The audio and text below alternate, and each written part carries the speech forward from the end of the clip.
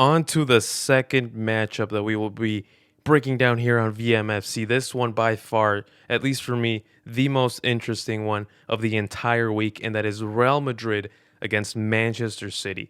You look everywhere and you see interesting storylines all around. Of course, the first one is Zinedine Zidane because he returns to the place where he feels very, very comfortable. Zinedine Zidane is yet to lose a direct elimination tie with Real Madrid. In other words, he has never been eliminated as a manager from the Champions League.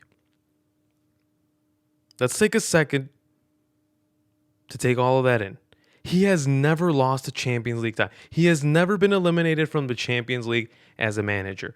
That is incredible. 3 consecutive Champions League wins. He's back to where he feels the most comfortable. But it is very fair to say that Real Madrid has not been playing their best in these last few weeks. And a lot of that is because they've seen a lot of injuries in their squad.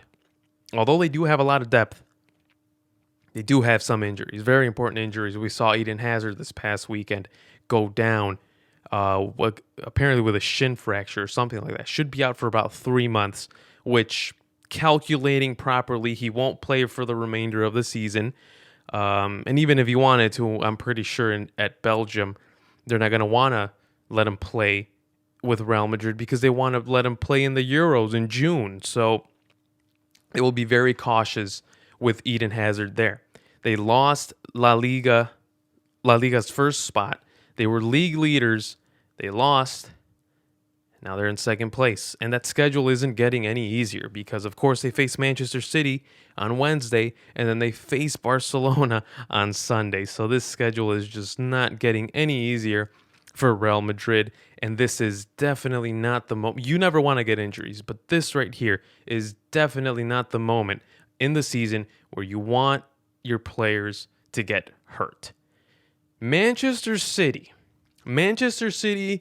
is a very interesting storyline here because a lot of what we talked about last week with the ban and that whole segment that I made explaining what was going on and what could happen. Manchester City can potentially be playing their last few Champions League games until 2023 or 2022, something like that. So that if the ban stands, they will not play Champions League for the next 2 seasons.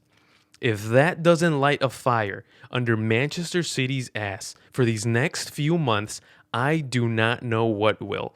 I think that this itself could be a crucial advantage for Manchester City going forward in this Champions League season. As a whole, it just appears like Manchester City. I hope I said Manchester City a few seconds ago. Manchester City as a whole just seems a little bit more united. They feel more of a group now than they did before. Before it was a lot of individual talent. Right now, it feels like it's Manchester City, the only focus. It's the group that matters the most, and that can take them very far in this tournament. Aymeric Laporte returned as well. Defensively, we know how much Manchester City was struggling in about October, November, December, even last month. They were struggling quite a lot. But now Manchester City has Aymeric Laporte back. And Aymeric Laporte is a key player in Manchester City's defense. The keys of the game. Keys of the game going into Wednesday. I think that Real Madrid, surprise, surprise, I think that they have to pressure Manchester City. They have to hit them with something that they don't expect. Make them play on the back foot a little bit. See what Manchester City reacts like when they're not comfortable, when they're not playing the style that they are used to playing. Real Madrid has to make Manchester City uncomfortable quickly because we know that Manchester City tends to fold under pressure. And even more when the lights are bright in the Champions League. As for Manchester City, they need the ball. If Manchester City doesn't have the ball, then it's kind of a wash. Manchester City doesn't defend all that well, although they do have Aymeric Laporte back, like I mentioned a few minutes ago. It's not the same. It's not the same. Manchester City needs to have the ball at all times. They need to possess. They need to have 60, 65, 70% of the possession in order to feel comfortable and to win their games. And they also cannot miss much. They really cannot miss many opportunities because Real Madrid is going to come back and bite them in the ass and score a lot of goals. A lot of those goals that they thought they should have scored, Real Madrid is going to score those goals for them.